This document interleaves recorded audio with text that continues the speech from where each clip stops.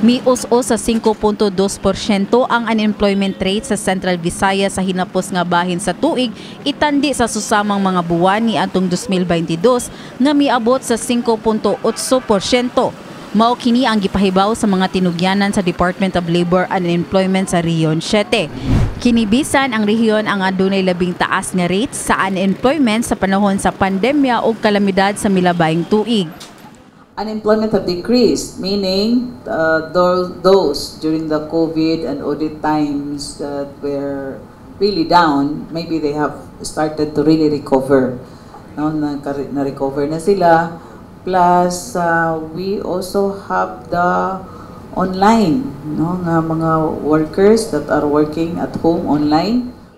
Ang Regional Director sa DOLE 7 nga si Lilia Esteliore, misaysay nga adunay pagdaghan sa mga trabahante nga nakakita og trabaho sa mga online job setup, hilabi na sa mga BPO companies tungod sa bag-ong estilo sa pagpanarbaho. Bisan pa sa pagdaghan sa mga online jobs o work from home setup, nagpabilin nga usa sa hagit sa pagpanarbaho ang kahimtang sa panglawas og seguridad sa mga trabahante.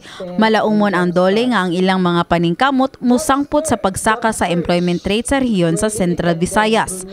Yes, I'm very hopeful, no, that with all the employment facilitation funding that we have, meaning the government is not the funding is just the tip of the iceberg.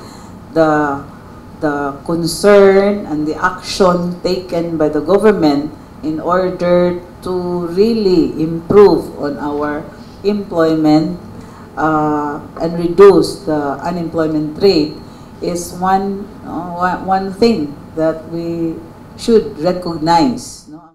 Subay sa nagkaduol na nga Pasko ug bag-ong tuig, ang Department of Labor and Employment sa Rehiyon 7 atol sa 90th founding anniversary, mitagsa-tagsa sa ilang mga plano alang sa sunod tuig sama sa seminars ug mga programa nga kapahimuslan sa mga sugbuanon.